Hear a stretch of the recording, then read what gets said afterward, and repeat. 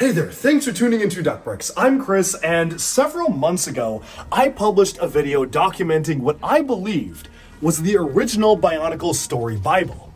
It was draft, I believe, 5 of 5, but I thought that there was no way an earlier draft would ever surface. But, you know what? On my recent video to Copenhagen, Denmark, to the home of co-creator of Bionicle, Christian Faber, we managed to uncover something even more special.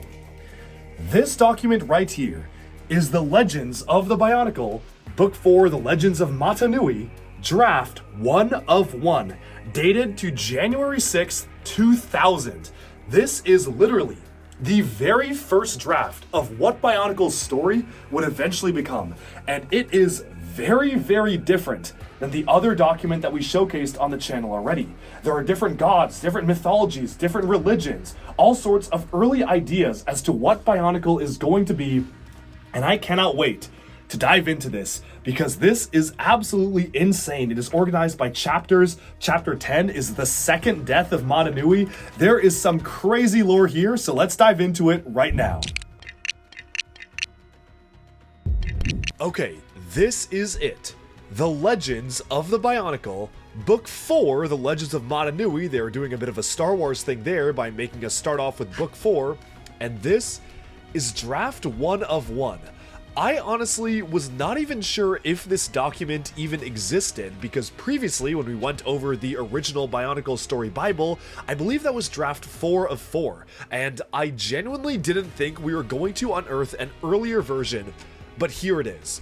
This has all the craziness of that version, except even more lore, even more in-depth, and you can really see that as they were mapping out the Bionicle story, just how much they were cutting back on some of the mythology and simplifying it to make sense for the early viewers. So I'm not going to read every single line of this because it's a pretty hefty document, and what I will do is I'm going to do my best to try to scan this in high quality and get this available for everybody to read online should they wish. The only unfortunate thing is that the document itself is a scan of a scan, so this is a reprint of a scanned document. You can tell from the cutoff pages here, so the quality isn't going to be 100%. I am working with Christian Faber to see if he has the digital copies, which will be the highest resolution, which is really the only reason why I've held off on scanning some of these documents. But without further ado, let's jump into the Legends of the Bionicle. So this was the document behind what Bionicle was supposed to be for the early story back when they were still trying to figure out what the storyline was going to look like. Chapter 1 has the joy and deception of Mata Nui, which is the same name that we saw in that early story Bible, and this is opening with almost like a biblical passage. I'm going to try to flip this open really gently here because this is an original copy, but when you can see they still have the time before time style of storytelling, but the Great Spirit Mata Nui being sent down by the Sky Father Ranga and Earth Mother Papu. These are actual deities in Polynesian mythology, which they were directly referencing in the Bionicle storyline, but they figured remove the complication of the Sky Father and Earth Mother and just focus on Mata Nui and Makuta for what we eventually got for the story. So here you can see that the entire plotline was that Mata Nui was sent down, he talked with the people, the Tohunga, and they were amazed at the beauty of his words and deeds, and unbeknownst to Mata Nui, he'd been followed from the skies by his brother, the Dark Spirit Makuta. So there was a terrible battle, he fought for many years, and eventually overcame the Makuta. So Mata Nui actually won in this instance. They were fighting, and that's why the world was dark and the trees and flowers were dying, but Mata Nui actually did win until the Makuta fashioned the Rahi, great and terrible beasts of his own design, summoned to come to his aid, and then he called up the Manas, the guardians of the underworld, and then finally they started to overpower Mata Nui. So in this version of the storyline, Mata Nui was able to kind of overcome Makuta, beat back the Rahi, who I guess were meant to be a lot more powerful than they actually were in universe, as well as the Mana, separate entities. And then he still wasn't defeated. Mata Nui reached down into the sea, pulled up a great seashell, and blew on it as hard as he might, and the world stood still. Even the Manas and Rahi were overcome by the beauty of the sound of the shell. So obviously this is very mythological, it's very religious in the way that it's done, and it looks like there's actually handwritten notes in my copy of this. So these might have been Christian Faber's handwritten notes or team member notes. Yeah, that's actually written on this copy. That's super interesting. But there you can see there was a great roaring in the skies. People looked up, saw 6 flaming fireballs. The people were afraid, knowing that the Toa were coming.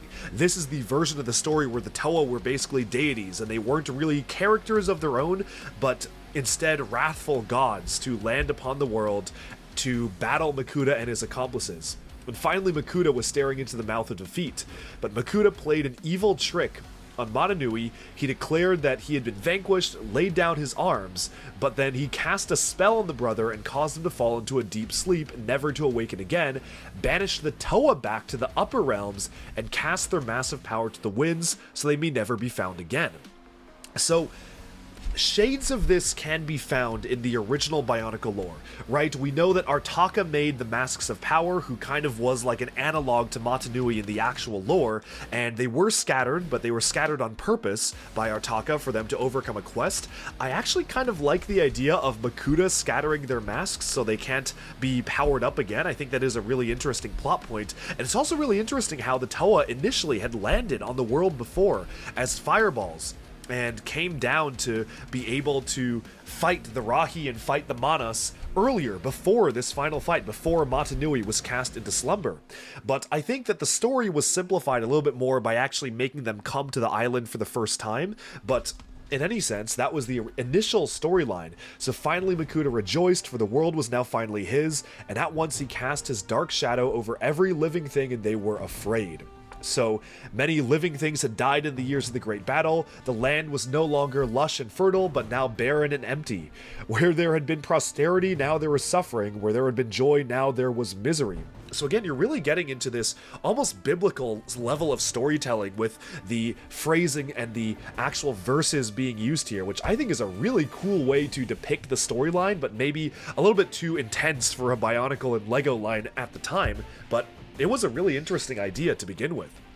Now, of course, beyond that, it says that the Kahuna Nui, the leader of the Kahuna, who in that sense, that's the original name for the Turaga, which we know from that other document, told the people that the Great Spirit Motunui had come to him in a dream and had shown him a new land, a beautiful island. So I guess all of this is technically taking place on Metru Nui, or at least a different island is how they envisioned it. This was an island that had been eventually destroyed by Makuta, and it's kind of where the story was leading towards, but obviously it's a little bit of a different twist on it. So you can see the bare bones of what the story was going to become. I like how they mention, like, they are feeding their cattle and their sheep where it was dead, and then there's a question mark of, like, robot cattle question mark, so they're still trying to figure out, like, what that actually meant there, but it's really interesting seeing them try to map out the story. But eventually they leave the original island, which eventually became Metru Nui, and travel far across the waters to find a glorious new land. They collect their animals, pack up their possessions, sail the seas for many weeks, and find the island of Motunui, and that's really where the story begins. So this is almost like a biblical retelling of the shattering, not the shattering, the Great Cataclysm of Metru Nui, where obviously everything was taking place on a different island, which technically Metru Nui was an island of its own, but they hadn't really mapped it out yet. But essentially, the Tohunga were happy. They escaped the darkness of the Makuta, and they built 6 great temples at the edges of the island. But eventually Makuta discovered that they had escaped from him, and Motunui had helped them, even though he was in a deep enchanted sleep, and determined to have revenge. So Makuta scoured the world until he found the island of Motunui, bringing terrible storms and plagues and pestilences, but he then also brought back the darkness, which I guess is supposed to be the Rahi, is what they're talking about, the Rahi kind of besieging the Tohunga. So in those dark days, they're praying to the great beings. First official mention of the great beings, Rangi and Papu, who I guess were again supposed to be those original deities from the Maori myths and legends. And basically made a promise that when the people had proved themselves worthy, the Toa would return from the skies and venture into the dark places to seek out the great masks and do battle with the Makuta. So this is where our story really begins, and this is a really interesting legend how they've actually formatted this here, and that brings us to chapter 2, which is the coming of the Toa. So there is another level of lore here, because in the original kind of the actually newer document that we looked at, the 4 of 4 draft, there was no mention of a further deity beyond Rangi and Papu. But here we have a mention of Io, or Io, the great creator, who made all the spirits so they can govern the things that he had created. Much like in the Bible, the he and the his is capitalized, so it really shows that this is kind of like the god of this world. And I find that super interesting because we know from the very beginning, Mata Nui was always supposed to be revealed as a giant robot. So I'm really curious how this very deep spiritual and mythological type of storytelling actually factored into it. But this was the original idea. The 6 heroes who'd be the watchers of the world, who command the storms, the rains, thunder and lightning, and earths and the winds. And these heroes called the Toa, and this is the order of their creation. So they really just actually go through the order in which the Toa were created as well, which is super interesting.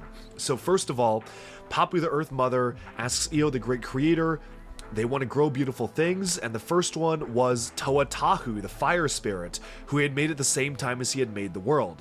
So then he says, surely you should command a great rain so the world might cool. So then came Gali, the spirit of water, and commanded her to make the rains fall upon the world and cool the fiery seas. So now, once great clouds of steam went into the air, they want to be able to see the world once more. I love how this all leads to the next thing, right? Like every single element leads to the other. So then they made Toa Liwa, giving him control of the winds. So then the clouds were dispersed, but the world was no longer covered in fire, but instead divided between great oceans and great lands, so they made Toa Onua, the earth spirit, to watch over this land. And then they realized that they had another LEGO set color to fulfill, and they wanted to sell 6 products. So they also made Toa Pohatu to give him dominion over all the rocks and stones and mountains and canyons of the world. Where this one's kind of the most like shoehorned in line, where they were like, oh yeah, and they also made Pohatu to do the above ground stuff, but I think it makes sense in the lore they were telling. And then the world was still a hot place full of fire, so they made Kopaka last to give him dominion over ice and snow, so the world should be a cooler place. And finally, they were instructed to make animals, trees, plants, and people.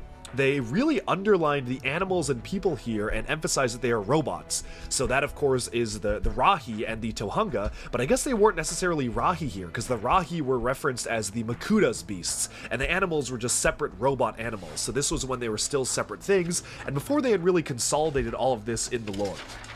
So then moving on to this next page here, it talks about how the evil Makuta first challenged the mighty Toa for mighty Mata Nui for control of the world. The 6 Toa were summoned from the upper realms, but they were used to watching it from on high and commanding the elements as would a chess player their pieces, but now they were on the ground and it was strange and confusing. This is almost like the storyline that we eventually got for Mata Nui going on to Bara Magna, who basically was a god coming down to Earth and trying to understand what it was like to live on the planet. So I think that's a really interesting sort of idea. Now, this is a really cool idea that also kind of comes from the Bible, obviously God creating Adam and Eve, and Adam from one of his own ribs. But it says Mata Nui reached inside himself and pulled out one of his own ribs. I like how that's circled, and it's like, is he a human? Question mark. What is Mata Nui? But from this rib, Mata Nui fashioned for each of the Toa a mask of power called the Kanohi, but he was attacked. So he lost control of the mass, they were scattered to the winds, which I think was covered in the other chapter already. But now the Toa are setting off on their quest to find the Kanohi and join the great and terrible battle to end this titanic struggle between the darkness and the light. Notice how this entire story Bible reads almost literally like a Bible, like there are Bible verses here, which is a super interesting way to tell the story, and I think this is just one of the coolest documents I've ever gone through for Bionicle, because if you really get into the spirit of it, it really feels like you're reading some religious text or some mythology that you're going through, and they spent a lot of time making it feel like an actual mythological document, which I think is super cool. Now, the next few chapters cover the individual quests of the Toa. So this characterizes them a bit about how Onu was a good spirit but also vengeful if the land is corrupted, and how he was given offerings, but then once Toa Onua was brought down to earth, he at first was blinded by the light of the sun, which I guess totally makes sense. Eventually found the Tohunga, but they recognized the wandering giant as Toa Onua and hid from him because they thought he had been sent down to punish them, but then were overjoyed when they realized he was not in fact there to punish them, but there to actually fight the Makuta. And I like how they mentioned he was of great size, more than twice the height of the Tohunga. I feel like this is something that we don't really necessarily, at least I don't necessarily keep in mind when I'm thinking of Bionicle. Like, I just kind of accept that Matoran are half or under half the size of Toa. But when they were writing this, the Toa were giants. They were like absolute titans. That's why they were gods and godlike spirits. They were the only ones that were this tall, which is really interesting how they kind of explain the height difference in the sets there. And once he had eaten, he had told them of the quest, but they couldn't really help him because they didn't know where the masks were. So they then told their chief, the Kahuna, where they could find the masks, and they tell him where to find it. And the rest of the story just goes in pretty serious detail as to how Onua came face to face with some terrible beast, part bear and part ape. I'm super curious if that was like a Lego set or something cancelled that had been made by the evil Makuta. But apparently the beast was onto him, tearing and ripping, roaring and bellowing, and Onua needed all his strength and all his cunning to overcome the beast. Almost sounds like one of the lines they used in the Bionicle retrospective commercial. That's a pretty cool passage there. But he still hadn't figured out how to fully conquer it, because it followed him into the mountain, but Onua knew the darkness, he knew the underground passageways, and so the beast was lost and Onua was able to defeat this terrible foe. He finds the lost mask, he's able to recover the Kanohi, and decides that yes, you speak the truth, Kahuna, I'll join the other Toa, ready to fight alongside the great Motunui against the evil Makuta, and banish the darkness from the land forever, for together we are strong. And all of the passages kind of end with a very similar quote from each of the Toa. So next is the quest of Toa Liwa. It goes again into the background of Liwa, how he was in conflict with Gali, and they often argued in the skies, causing the world to shake with thunder and lightning. But he also loved the world. He sometimes also would be angered if they decide to kind of disobey him, so they kind of gave him offerings to prevent the whirlwinds and storms. But Liwa, of course, comes down onto the ground, a very similar story, but it shows kind of the characterization of the Toa, how Liwa was impatient, he just wanted to run off to his next quest, and immediately find the next mask. So he goes into the forest and comes across small screeching birds with razor-sharp beaks and talons, which threatened to make him lose hold on the branches, and eventually he encountered lizards, huge, powerful, and vicious lizards that lived in the forest canopy. So he had to battle all of these perils and eventually comes across the Great Mask, but there's a terrible beast that guards the mask because this is a beast made by Makuta. So clearly the Rahi made by Makuta here in this part of the lore were separate from the actual standard animals that they would encounter, but eventually he was attacked by a swarm of bats, and then finally he meets the terrifying beast 50 times the size of the bats, like a monkey with legs, arms, and a tail, but with terrible teeth of bats. I would love to see people come up with custom builds to depict these creatures. I think that would be a really cool thing to see. Liwa fighting this monstrous bat monkey, almost like the Man-Bat character from DC or something like that is what I'm picturing, that's kind of like this quadrupedal character with gigantic wings on it. Would be super cool. But eventually Liwa defeats it, and he says, you speak the truth, I'll join the other Toa, together we are strong. So they all end with the same kind of diatribe for each of the Toa to decide to fight. Then we get to Tahu's quest. Very similar thing. The fire spirit is the most destructive one, so initially they were afraid, but soon he discovers that he needs to find the Kanohi, so they say no great beast needs to find it. Here is another part of the story where it doesn't look like they were going for the multiple masks. I think they were just trying to find like one single Kanohi here, and eventually Tahu has to fight a great and powerful dragon that was curled around the lost mask, which is super cool because obviously, again, it's a similar thing. Tahu knew it was no ordinary beast. It had not been made by the great beings, but instead by Makuta, the person Tahu had been sent to defeat. And Tahu was fighting fire with fire, but the dragon was laughing, for it knew that it had arrived and met a worthy opponent. So I guess maybe some of the Rahi can like talk, or at least laugh at the Toa, which is quite interesting. But then eventually, after a ferocious battle, Tahu manages to defeat the dragon, and they go into great detail as to how this happens, and he gets his mask and moves on. So each of the different stories of the Toa kind of follow this same thing, and this is Gali's here, and I'm not going to go through every single one, but if you do want to, you can pause the video and actually go in detail into what each of these stories were about if you're curious to read this in depth. depth, and I'm sure the die-hard Bionicle fans like myself, I mean, I spent literally hours just pouring through this document back and forth, reading into it. And you go on to Toa Kopaka here, so Kopaka has a very similar storyline here.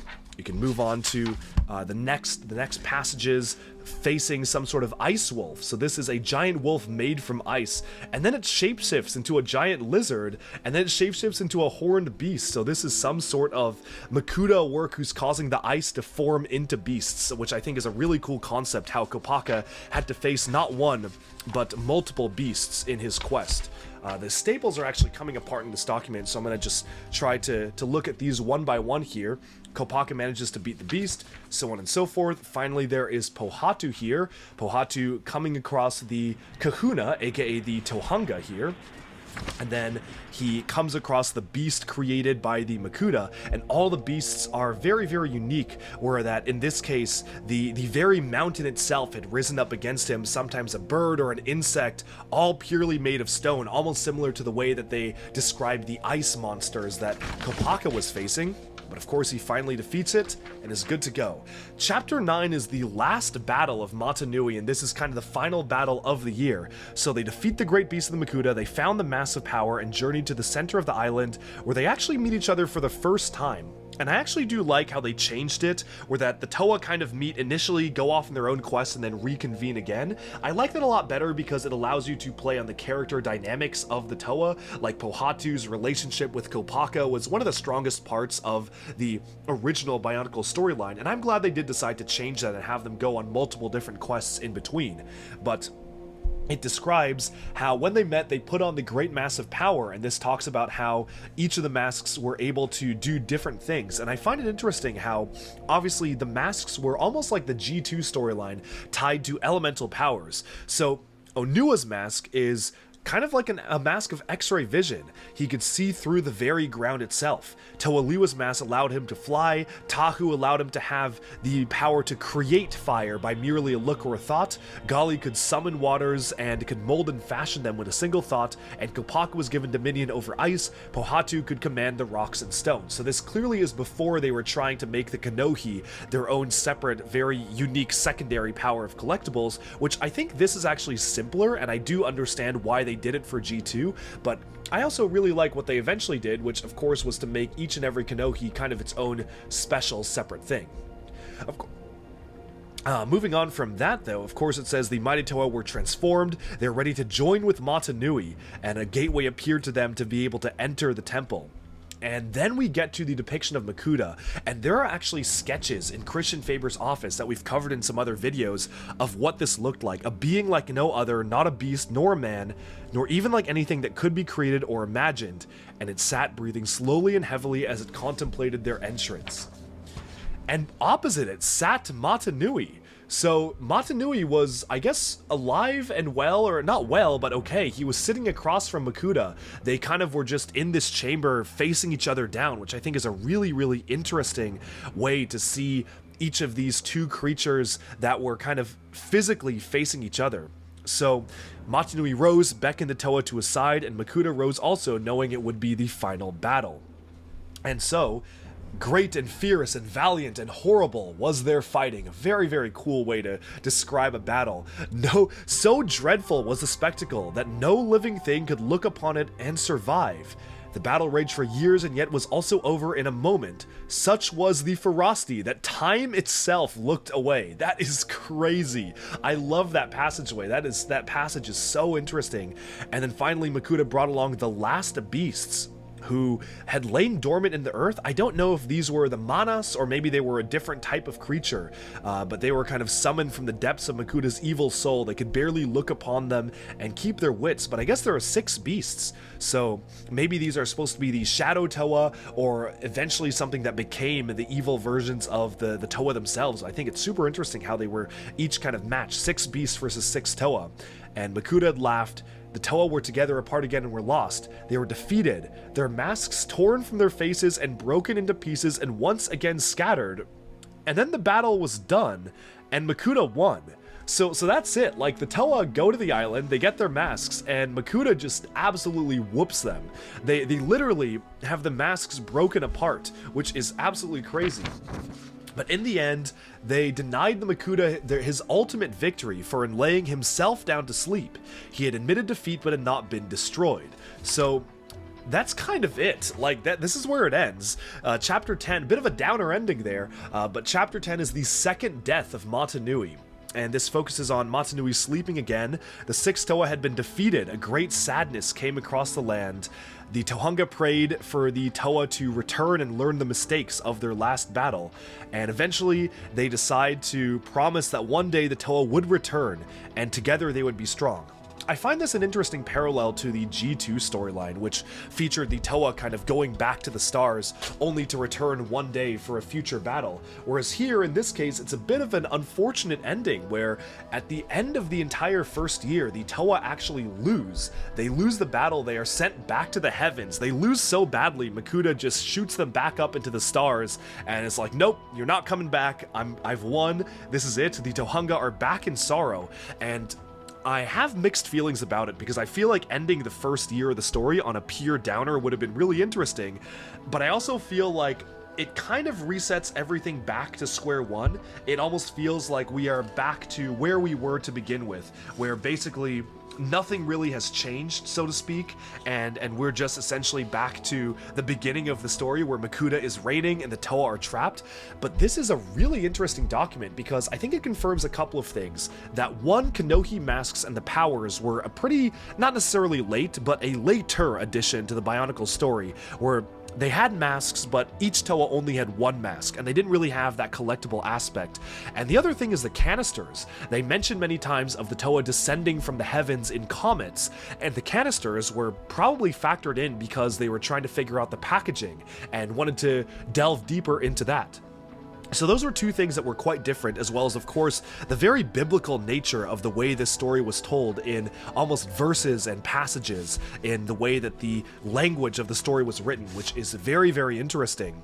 This is easily a one-of-a-kind document and is absolutely one of the treasures of my collection. I'm just personally so happy I got the chance to share it with all of you because it's easily one of the coolest official LEGO documents I've read through. It literally reads like a Bible, which is unlike anything they've really ever done for any of their other themes, and I can't wait to actually be able to scan this in and put the PDF online so everybody else can experience it and read through it in great detail as I have. So stay tuned to the channel for more announcements to be made about all of these materials being made available online, and I hope you enjoyed our look at the Legends of the Bionicle.